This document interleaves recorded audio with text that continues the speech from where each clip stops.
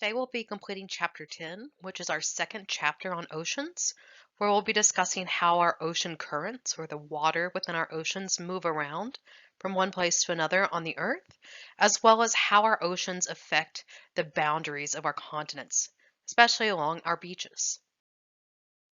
But we're going to start off today discussing our ocean currents.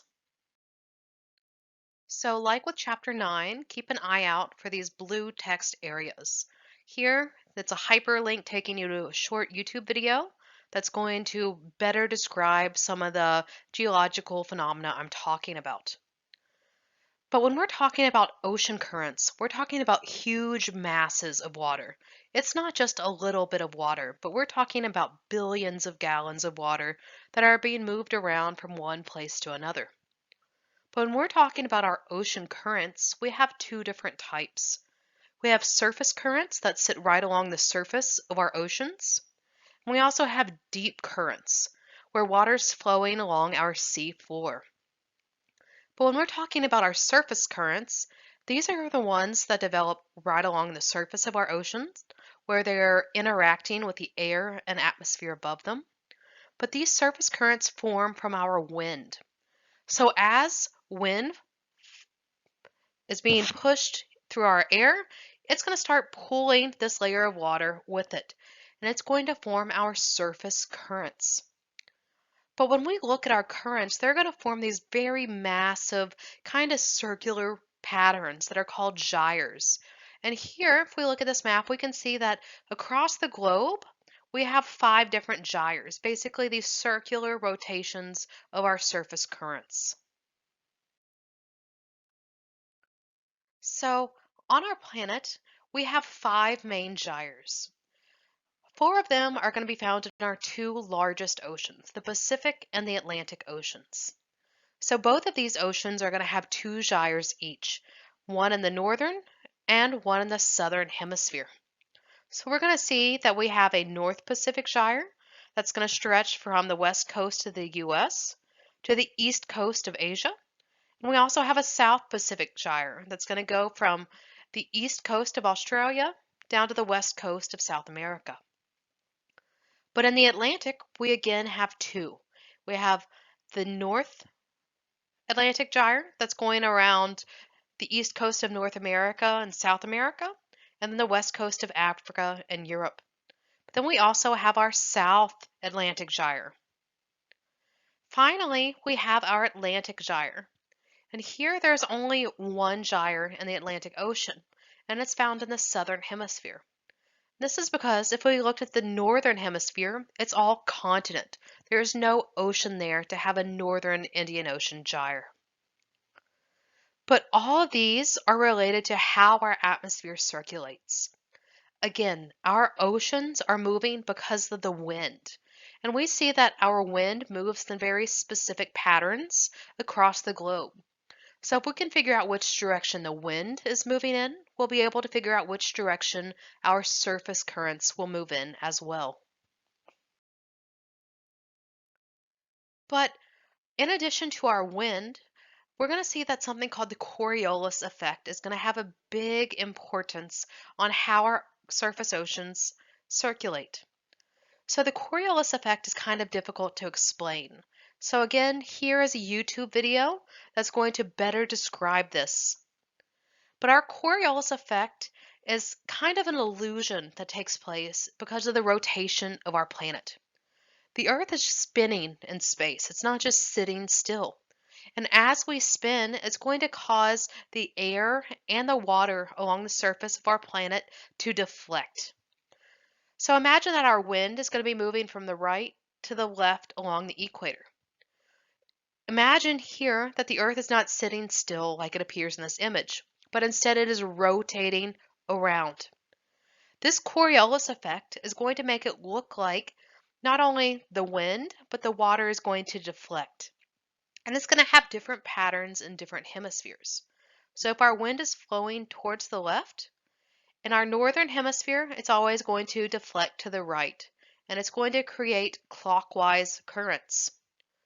But if our wind is moving towards the left along the equator, it's going to deflect to the left in the southern hemisphere, creating a counterclockwise current.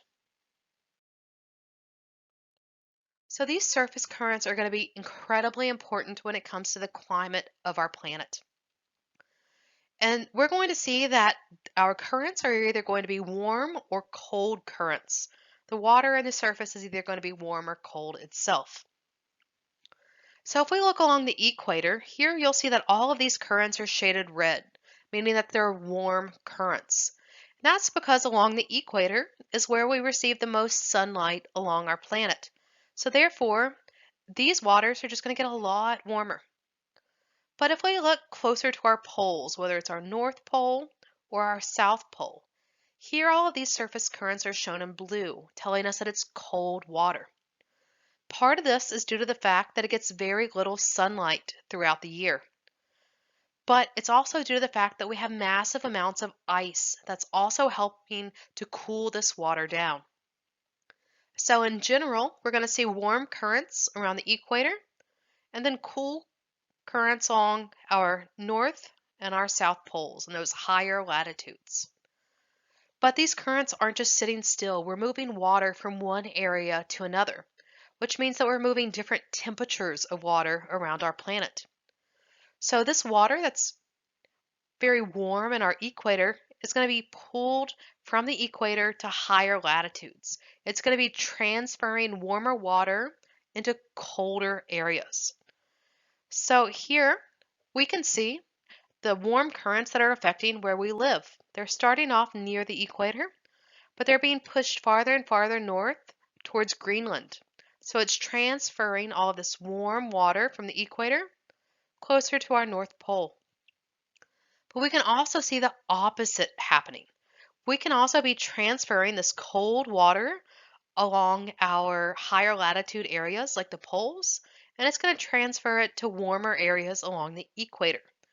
So here these surface currents are always circulating. We have a warm side that's usually along the east coast of our continents, and we also have cool sides, which are generally along the west coast of our continents. But combined together, we're going to form those gyres, those large circular motions of where the water is being moved along the surface.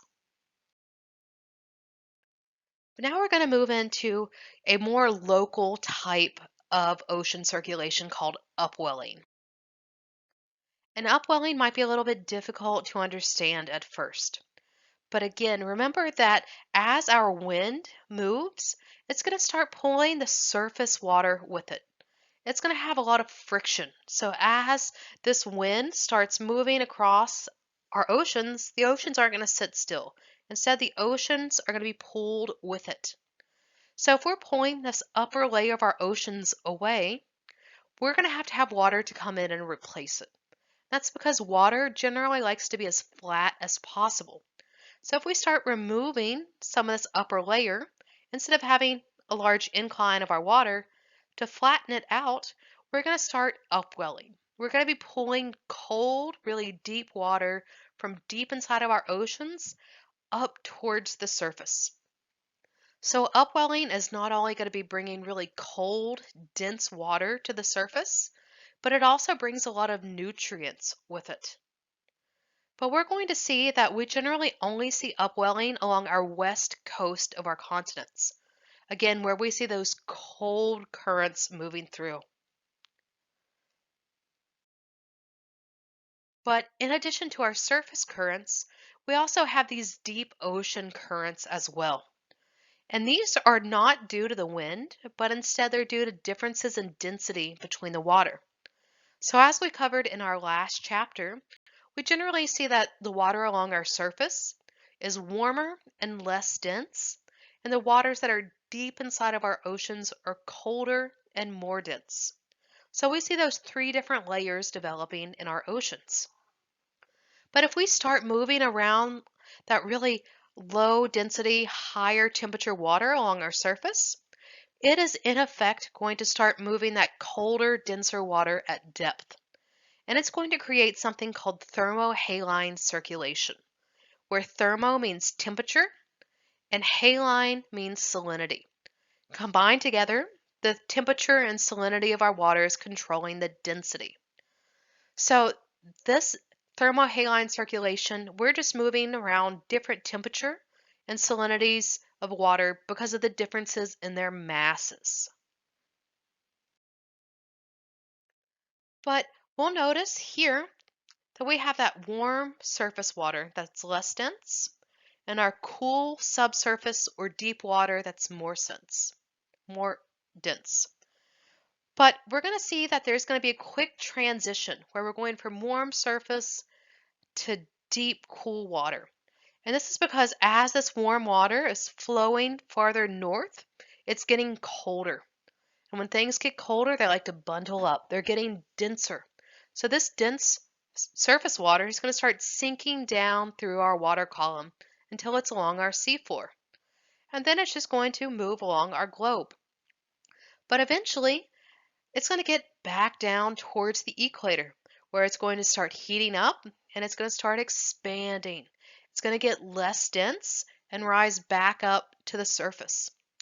So this causes our thermohaline circulation to kind of be like a conveyor belt.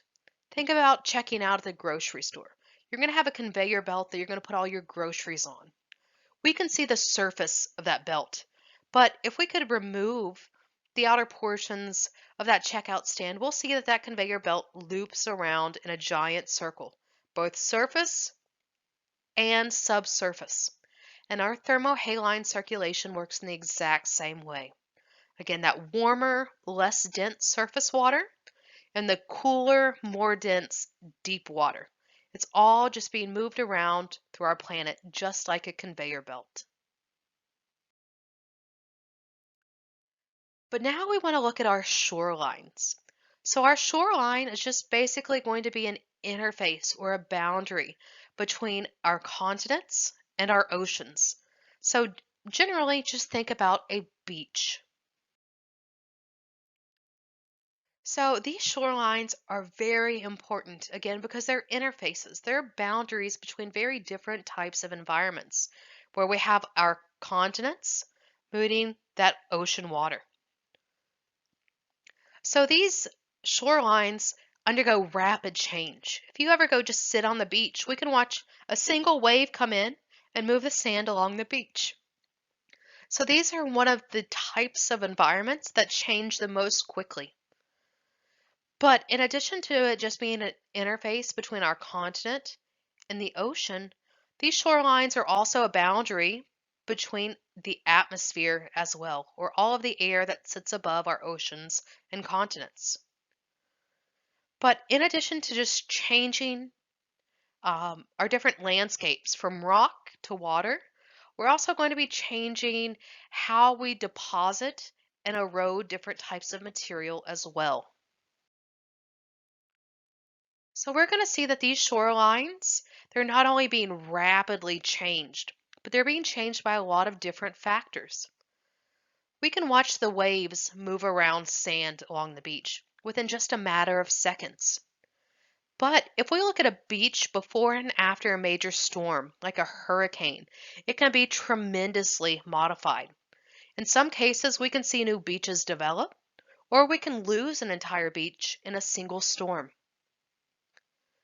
But another thing that we're seeing, and we're seeing a lot of at the moment, is sea level change affecting what our beaches look like. Especially here in Florida, we're seeing that sea level is starting to rise. That means that if we have a beach, as this water rises, it's going to start covering up more and more of our beach. Over time, as that sea level gets higher, we'll have less and less of our state above the water. But we also see our rivers having an important part in our shorelines as well. Remember that rivers are not just moving water, they're moving sediment as well. So as these streams start leaving all of their water and sediment, it's pushing the water through the mouth of the stream and into the oceans. It can either erode our shorelines or it can start depositing sediment behind. And something linked to our sea level change is going to be glaciation. And we'll talk about this more in a couple of chapters. But there's going to be a direct link to how much ice is on our planet to how high our sea level is. So if the entire planet is colder and we have more ice, that means that all of the water is now going to be stuck as ice. Therefore, our sea levels are going to start dropping. But once we take those glaciers and we start melting the ice back into liquid water, eventually that water is going to make its way back into the oceans. So melting glaciers is going to start rising our sea level. But some locations along the shores have tremendous amounts of not only tectonic forces, where our plates are interacting with one another, but we can see a lot of importance with our volcanic activity as well. So think about a place like Hawaii. Here, their beaches are made entirely from what is erupted from volcanoes. So if you ever travel to Hawaii, you might see green or black sand beaches. Just whatever kind of mafic material is coming out of the volcanoes is going to start affecting its beaches and therefore its shorelines. But one of the biggest and most devastating things that are changing our shorelines today is us. Humans love to build along the beach faces. We like to put restaurants, bars, and hotels there. But this has a horrible impact on these shoreline environments. So here we discussed about 8 different things that are changing our shorelines, but we're going to go over most of these individually. So here is an image that we frequently see during hurricane season. Here we're looking at storm damage from a major hurricane. We love to build on our beaches. A lot of people spend tremendous amounts of money in order to live in these interface kind of environments. But it's very, very risky to build directly on the beach because we not only have to worry about what's affecting the land, but what's affecting the water as well. So in a single storm, we can not only knock down an entire house, but here we can see a new stream that's developed. So all of the sand along the shoreline has been moved around in that storm, allowing water to collect and then flow in these low-lying areas. But when we're talking about our oceans, we need to be able to describe how the water moves in a more local scale. So we want to think about how the ocean moves in waves. And as we've discussed earlier, our oceans move because of the wind. So as the wind is moving in the air, it's going to be pulling these surface layers of water with it. So whichever direction the wind is blowing is going to cause the water beneath it to flow in that direction as well. We'll also see that if we have a very high energy or fast moving wind, then our oceans, that surface water is going to be moving very quickly as well. But we want to be able to describe some specific characteristics of our waves. Not all of our waves are going to be the same, but we want to be able to describe how tall and how long they are and how quickly they're moving through an area. So the first of these is called the wave height. And this is just the vertical change from the top to the bottom of the waves. So here some terminology is going to be important. The very top part of our wave is called the crest, and the bottom part of our wave is called the trough. So if we're trying to figure out exactly how tall our wave is, which is called the wave height, we want to measure it from the tallest part, the crest, down to the lowest part, or the trough. It's just going to be a vertical change in our wave. But we also want to know exactly how long are these waves, which is called the wavelength. So in order to measure the wavelength, we need an entire wave to move through. So we're going to measure it either from crest to crest, or from one highest portion to the next highest portion, or we're going to measure it from trough to trough, from one low to another low. With our wavelength, we never want to measure from crest to trough, because that's only telling us 1/2 of the wave. If we look at this wave here, from crest to crest, you'll notice that there's a longer distance from crest to trough than there is from trough to crest. So again, with our wavelength, we need an entire wave to move through. So we have to measure it from crest to crest or from trough to trough. And then finally, we want to know how quickly are these waves moving through, which is called the wave period. And this is just how much time is necessary for an entire one full wave to pass. So again, from crest to crest or from trough to trough. And generally, our wave period is just measured within seconds. But these three different features, the height, the length, and how quickly the waves are moving, are going to depend on three different factors. The first is just the wind speed. So the faster the wind is, the faster the waves are going to move through the area, which means it's going to have a shorter period. It'll also decrease the wavelength because we're having more and more waves move through. And it's also going to start increasing our wave height. But our waves also depend on how long the wind blows. You might have experienced winds that never seem to stop, which is going to be able to move water a pretty substantial distance.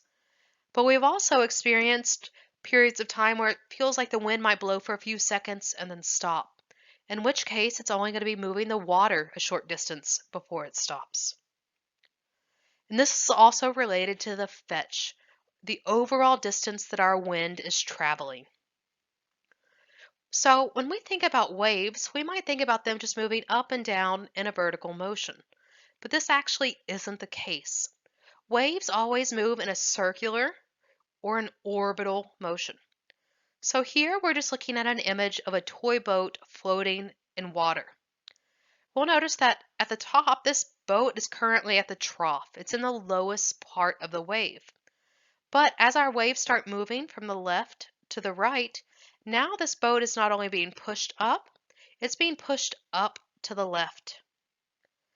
But now this boat is sitting on the crest or the highest portion of our wave. And as the wave continues to move through to the right, the boat is not only going to move down, it's going to be moving down again to the left. So overall, this motion of this boat moving along with our waves is forming this clockwise, circular, or orbital motion. But if we're looking at our waves from deep oceans to our beach lines, we're going to see that waves are going to move differently. And this is all due to the depth of the water in different areas. If we go to right along the beach, we might be able to stand in that ocean water, so it's really shallow. But when we go out to our deep oceans, there might be miles of water from the surface to the deep water. So because the water is so deep in our deep oceans, here the waves don't really go up and down very much. The wave height is very small. So if you've ever been like deep sea fishing or on a cruise ship, you really don't notice a whole lot of wave motion because the waves are just moving up and down a little bit. But as these waves start moving from our deeper oceans in towards our shore, now the water is starting to get shallower and shallower. This means that our waves are going to start increasing their height. They're going to grow taller and they're also going to get more narrow. The wavelength is going to decrease as well. But eventually, the water is going to be so shallow that the wave is going to get so tall that it can no longer support its own wave. Now this wave is going to start to break. It's going to start collapsing. And this is going to form what's called a surf. So a surf is just really turbulent water that's caused because these waves are too tall and the water waves too much in order to complete the wave. So the waves are actually going to break along the crest. So if you've ever been surfing or even just watched videos of surfers, you'll see this kind of nice white frothy water that develops as the wave breaks. And this is the surf. But now we want to think about more about that interface. We want to think about how the waves are coming through and breaking along our shoreline and how this is going to affect the shore. whether it be rocks or sediment that sits along these shorelines. So with these shorelines, again, just think about beaches. But depending on where we are on the planet, our beaches are going to look tremendously different from one area to another. And that's because beaches are just made out of whatever kind of material is nearby. So here on the left, we're looking at a small island here in Florida where the entire beach is just made out of seashells. And that's because in this island, along the beach, there are just a lot of small shelled animals that are living there. Once they die, their shells are going to start accumulating along the beach. But if we were to go to a place like Hawaii, for example, we're not going to see those seashells. Instead, here we're looking at a black sand beach. And that's because Hawaii has a lot of volcanoes, and they're releasing that mafic material, that darker color, denser, metal-rich material. So once those mafic rocks start breaking down, they're going to eventually lead to black sand. So we're going to see that beaches, again, they're just made out of whatever is nearby. But here, whatever material is on our beaches does not stay in one place. We can watch a single wave come in and move our sand around. So over longer periods of time, the material is constantly moving along our beach. So one of the ways that we're going to see our oceans interacting with our land is through something called wave erosion. So here, this YouTube video is just going to show us how quickly waves can start eroding an area. And that's because as waves come through, they're going to start hitting against some kind of land, whether it be solid rock or a sandy beach. But the impact of these waves is going to create a lot of pressure. It's going to start breaking down these rocks into smaller and smaller pieces. So if we go to a beach today that's covered in pebbles, if we could go back at some point in the distant future, we're going to see that all of these rocks are eventually going to be broken down into sand-sized particles as each wave comes through and breaks against the rock. But here, we're generally not breaking down these rocks within seconds, days, or even years. It's going to take a long period of time. But we can also see something called abrasion happening. So here we can see a cliff face where the water is coming through and the waves are breaking against the cliff. Instead of this being a vertical cliff face, over time as this water flows through, it's going to start eroding away the bottom part of this cliff. And you'll notice that this cliff actually has a wave-like shape to it. Eventually, this lower portion is going to be eroded away to the point that this upper portion is going to collapse downwards. But when we're looking at sand that's moving around along our beaches, we're going to see two different types of movement along the shore. The first of which is called a beach drift. So when we look at our ocean waves, when we're standing on the beach, it might look like the waves are coming straight in and then straight back out. But if we could get in like an airplane or a helicopter and look down across the water, we'll see that waves actually don't move straight in and straight back along our beaches. Instead, waves always curve.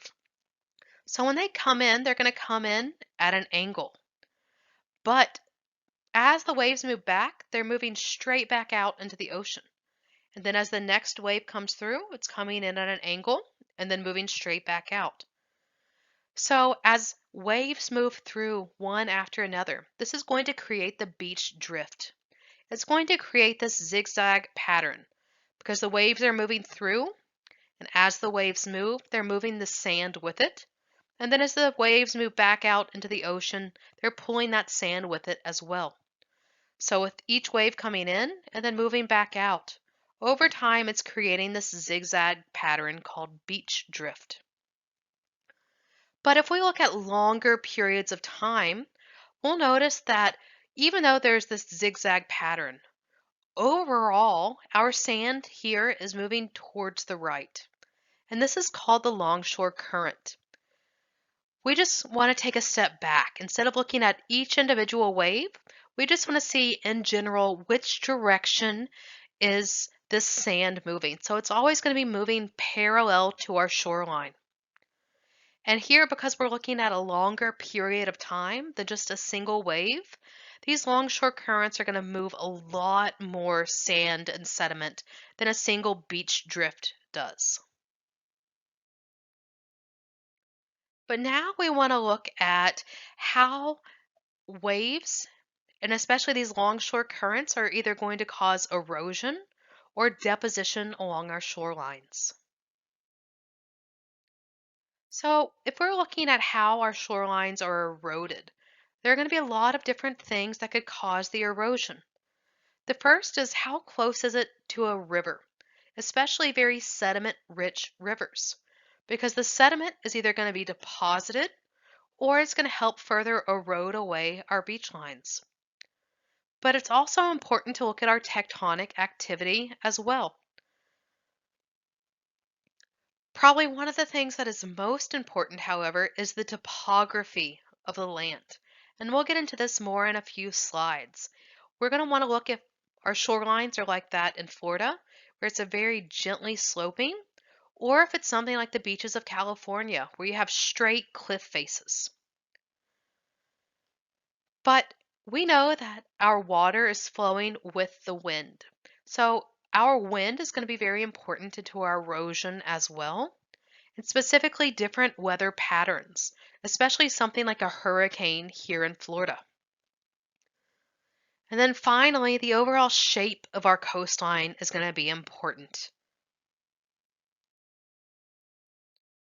So if we're looking at shorelines that have been eroded in the past, we're going to see some very specific features that develop.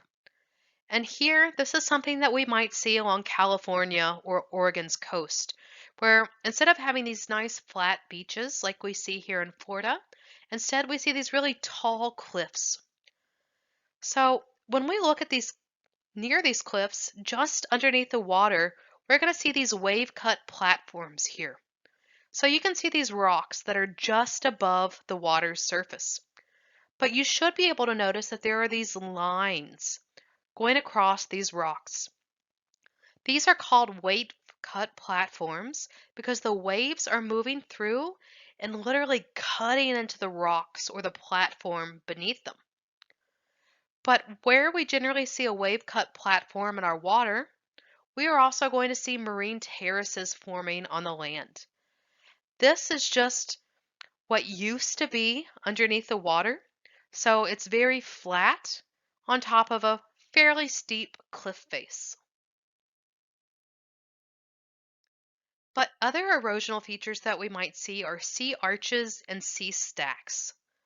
So we know that as our waters come through, they're going to start breaking against these rocks and they're going to start eroding them. So if we have these large chunks of rock called a sea stack in our ocean, there might be a weak area of this rock where as the waves continuously break against that rock, it's going to start eroding out an archway, which is going to lead to what's called a sea arch. But over time, these waves are going to continue coming through and breaking against this rock. This archway is going to get bigger and bigger over time. And eventually the arch is going to get so tall that it's not going to be able to support the weight beneath it. And the top of the arch is just going to collapse in. All of that rock will just collapse into the oceans, which is going to lead you into having two separate sea stacks once that sea arch has been eroded away and collapsed. But on the other end of the spectrum, we can see depositional features developing as well.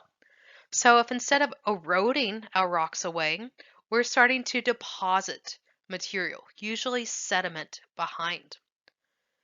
So one of the most common things that we're going to see is something called a spit. And we can see the spit here. The spit forms from those longshore currents where the sand is moving parallel to the shoreline. But if our longshore current is moving in this direction, eventually it's going to keep moving the sand in this direction. it's going to form this kind of hook shape that's going to start covering the bay. It's going to start protecting the water behind it. But eventually this spit is going to be able to go from one end of the bay and then cover the other end. And this is going to be called a bay mouth bar. So this is just one very large bar of sand that's connecting from one side of the shore to the other. Now it's completely crossing the bay, so it's protecting all of this water behind the bay mouth bar. But another thing that we're going to see fairly commonly, and especially here in Florida, are things called barrier islands. Barrier islands are these parallel islands made entirely out of loose sand. There's no solid rock found on these islands. But these barrier islands are almost always parallel to the shape of our coastline. And they're going to form in several different ways. Most of the time, they're forming as spits, those kind of hook shape that are going to be cut off from the mainland. But we can also see barrier islands developing within a storm. So if we have a massive hurricane moving through, it's going to be moving around a tremendous amount of sand. It can kind of scoop up sand from the bottom of our oceans and then pile that sand up in a very long parallel line, which will be a barrier island. And we'll talk more in a few slides, but this is going to be a very big issue. Again, especially here in Florida. Because if a barrier island can be created in a single storm, it can also be destroyed in a single storm. Again, due to the fact that this is not solid rock. Instead, it's just loose sediment that's being moved around by not only the waves, but the air above it as well. And the final way that a barrier island can form is not very common, but it's basically the remnants of our last glacial period. At that time, we saw that our sea levels were over 300 feet lower than what they are today. And this means that a lot more of our continents were exposed above the surface. So during these times when we have glacial periods and lower sea level, that means that our beaches would be what's now considered just seafloor. So we can see where the waves would move through and create these former spits. But now, as our sea levels have started to rise, we're seeing these basic heaps of sand that are remnants of our last glacial period. So over time, we're going to see that our shorelines evolve. So when I'm talking about time here, I'm talking more geologic time, not just from year to year, but over hundreds, thousands, and millions of years, we're going to see that our shoreline drastically evolves. So here we're going to go from the top to the bottom of this diagram, going from, let's say, the present deep into the future. Here we see a bay. We just have part of the ocean water that's going inland that's protected from the rest of the oceans. You'll notice here that the waves don't actually move into the bay. That's why places like Tampa Bay have very calm waters. But again, we can see that our waves don't move through and hit directly against the interface. Instead, our waves are always curved. They're moving in at an angle. In this case, they're moving in an angle to the right. So as these waves move through, they're going to start hitting this island here. They're going to cause erosion of the island, but the island itself is going to start protecting the continent behind it. And we're going to start seeing something called a tombolo form. Here, this tombolo is just a bunch of loose sand where all of the energy is going into eroding this island, which means that lower energy is going to deposit sand behind it. But we can also see that along this top portion we have a sea arch. Over time, these waves are just going to continue hitting the sea arch and eroding it until eventually it gets larger and larger. Once the sea arch reaches a specific height, it's no longer going to be able to support the weight of all of the rocks at the top of that arch. So now it's going to collapse into a sea stack. But if we go from This middle portion of our diagram, even farther into the future, we're going to be able to see that the spit that was forming across our bay is now going to go from one side of the bay to the other, now forming a bay mouth bar. But this longshore current is still pulling sediment farther and farther to the right. So now we have a new spit forming, but it is not yet connected one side to the other. And eventually, with enough waves eroding the sea stack, eventually it's going to disappear entirely. So our beaches and these shorelines, they are constantly evolving. And this is going to be important when it comes to whether a coast is emerging or submerging. So when you think of emergent, like a new emerging artist, this is a new artist that we probably never heard of before. So with an emergent coast, this is a coastline that's generally being pushed up out of the water. It's coastline that's new and emerging. But we can also see submergent coasts developing as well. These are being submerged underneath the water, or just pushed deeper and deeper. And if we look at America specifically, if we look at the East Coast versus the West Coast, we're going to have very different erosional issues based on whether we're looking at submergent or emergent coasts. So when it comes to the US, we're going to see very different problems along our east versus our west coast. The east coast where we live is submergent. This means that the coastline, all of that sediment and rock, is slowly being submerged inside of our oceans. But along our west coast, like California and Oregon, this is an emergent coast. Here, the rocks are just being pushed out of the oceans and they're emerging as new land. So we are going to call these coasts emergent or submergent based on sea level.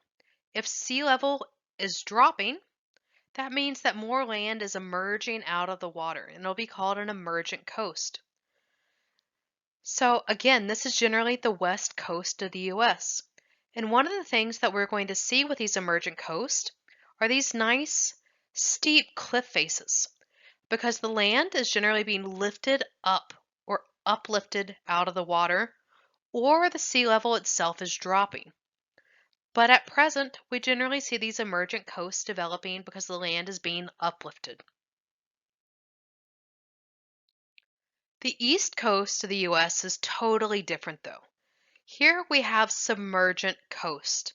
That means that either the land itself is sinking or submerging into the ocean, or sea level is rising. At present, we're seeing both of these occurring. So we're seeing that the east coast of the United States is submerging very, very quickly. But like we saw cliff faces with our emergent coastlines, we're going to see some very specific features of our submergent coast as well. Here we're going to see estuaries develop. So estuaries are where river mouths used to be.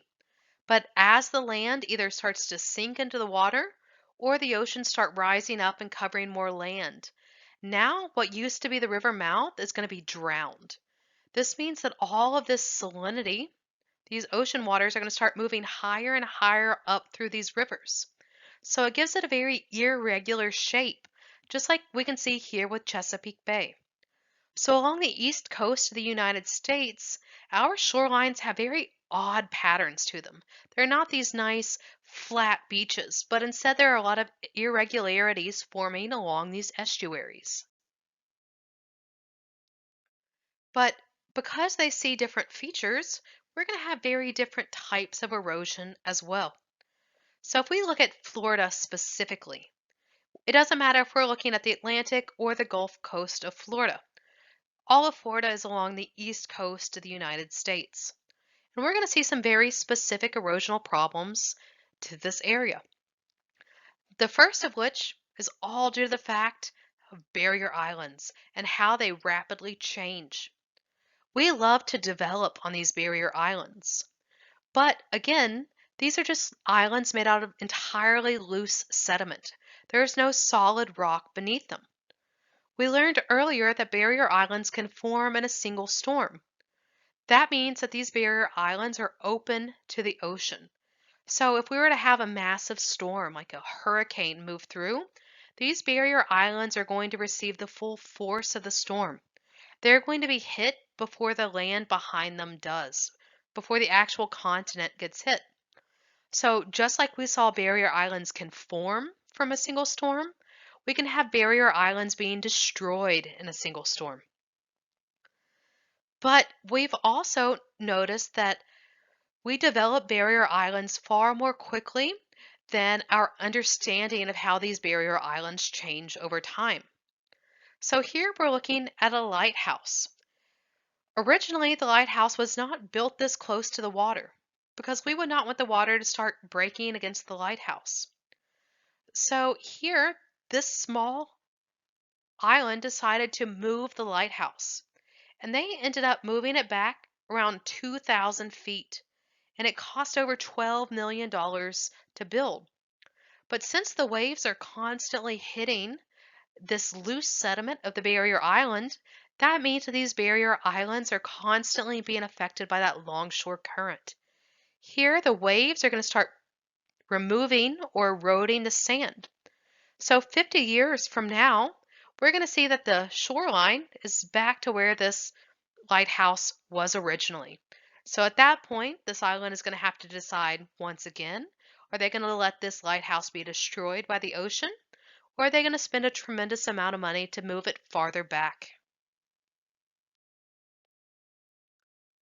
But if we look at the west coast of the United States, we're going to have some very different erosional problems. They generally don't see a lot of barrier islands along our Pacific coast. But here we see that because it's an emergent coast, we have these really steep cliffs and mountain ranges along the coastline. So here, one of the major issues that our West Coast is seeing today is that these narrow areas of the sandy parts of their beaches are getting narrower and narrower over time.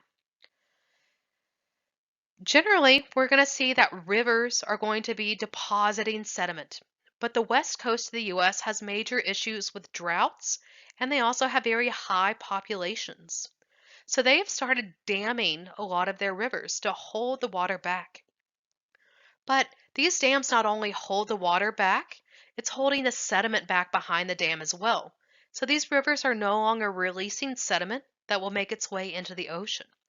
So over time, there's no deposition of new sediment, but there will always be erosion of the sediment. And this is an issue because these mountains, these cliff faces behind these very narrow sandy beaches, are not going to quickly start moving backwards. So there's only a very narrow area that the sand is going to be able to accumulate in. So if we start seeing more erosion than an accumulation, these small strips of sandy beaches are going to get smaller and smaller until they disappear completely. And along these cliff faces, we're going to see very rapid erosion. And in this YouTube video, it's just showing after a single small-scale storm just how much erosion had occurred along a beach in California. But we know that our shores are constantly being eroded. And since we develop so many different types of properties and so many people live along our shores, we want to engineer ways in which we can help limit these erosional problems along our shorelines. So there are going to be two major ways that we're going to help our shores resist erosion.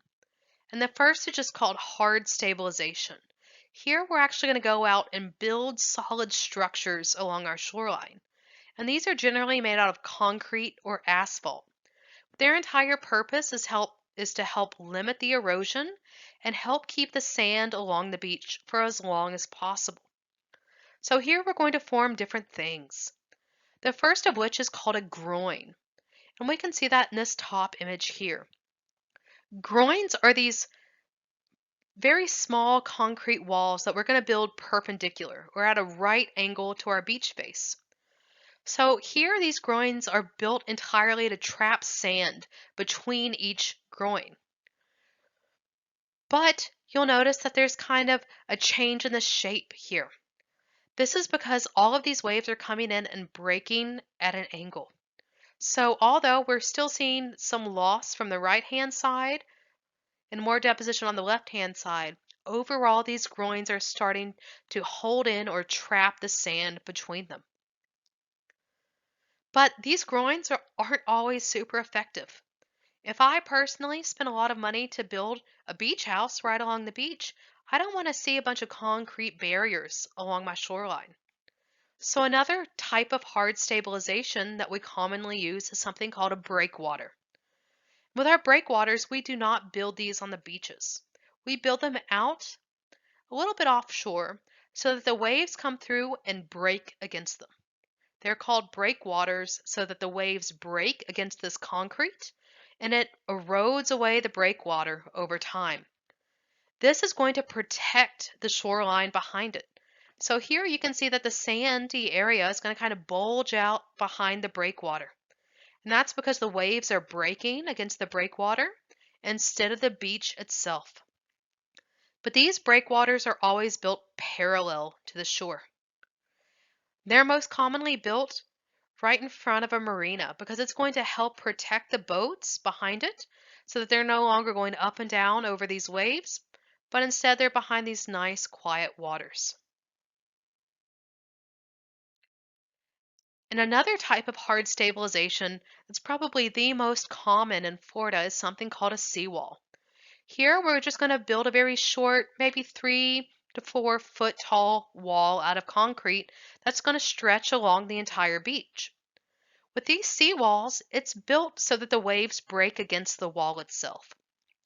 Concrete is fairly inexpensive, so it's a lot cheaper to just go through every few years and pour more concrete and build the walls up where they've been broken down. But these seawalls are generally not very effective, and we can see why in this image. So here we can see the waves breaking against this black seawall. But you'll also notice that the waves are taller than the seawall itself. That means that as the waves break, water is moving over the wall. When this happens, the water that moves over the wall is going to be trapped behind it. I used to live in Miami, and my neighborhood there had seawalls around it.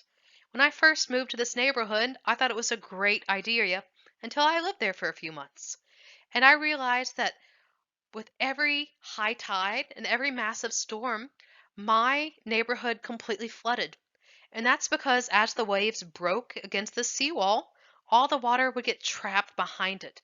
It had no way to drain back into the oceans.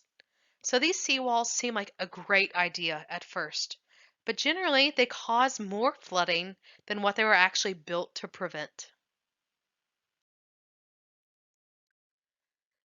But hard stabilization, again, we're just building these concrete structures that are meant to break down instead of our beaches. But generally, to be honest, these are kind of ugly. Again, if I were building a beach house and spending my entire life savings on building this house, I don't want to walk outside and see these concrete barriers along my beach. So there's an alternative to hard stabilization, and the most common type is called beach nourishment. So here we're not building any kind of hard concrete structures. Instead, we're just continuously adding more and more sand to the beach. We know that the sand is being eroded away through those longshore currents, but with beach nourishment, they're just going to go off and dredge sand from our ocean's floor. They're basically going to go send a giant scoop and scoop all the sand up from the seafloor and then come dump it along the beach. So this is a very costly endeavor. And in the last 3 years alone, our state has spent over $100 million adding sand to beaches when they know that sand is just continuously being eroded away and moved elsewhere. So with beach nourishment, this is something that you have to go through every couple years and continuously add in more and more sand. And beach nourishment is by far the most expensive way to help protect our beaches. But another way is to just move our buildings farther away from the beach, to build them farther inland, which is what we saw a couple slides ago with that lighthouse where they spent $12 million to move it back. But even if we move our buildings farther away from the beach, Eventually, that beach is going to be eroded away and those buildings are going to be closer to the beach again. So, we're going to end this chapter talking about tides, basically high and low tides that happen every single day, as well as monthly tides that occur along our shorelines as well. So, when it comes to tides, this is something we're all probably already familiar with. But tides are just changes in how high our surface oceans are. But we're going to see that our tides develop entirely because of the gravitational force from the moon. So the moon is just a very large chunk of rock rotating around our planet. And as the moon orbits the Earth, its gravity is going to force some of the water to move around. But in addition to the gravity coming from the moon, we're going to see a very small amount of gravity from the sun affecting our waters as well. But when it comes to our daily high and low tide, this is almost entirely from the moon itself. We're going to see that the sun's gravity becomes important when we're talking about monthly tides.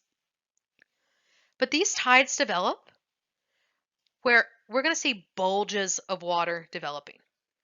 So if the moon has a stronger gravitational pull, it's able to pull more water towards it, it's going to create a bulge, which is going to be the high tide because there's more area here. But because this bulge is developing, that means it's pulling water from other areas. So we'll notice that there are going to be other areas of the planet that experience low tide, where there's just lower sea levels than normal. So with high and low tide, this is probably something we already know. But here in Florida, the difference between high and low tide might be a couple of inches. But as we move from the equator closer to the poles, we're going to see that the difference or the tidal range between high and low tide gets greater. So if we go to a place like here in Canada, at high tide, we might be able to bring a boat through this area. But at low tide, all of the water is going to have moved back, and now we're walking on solid ground.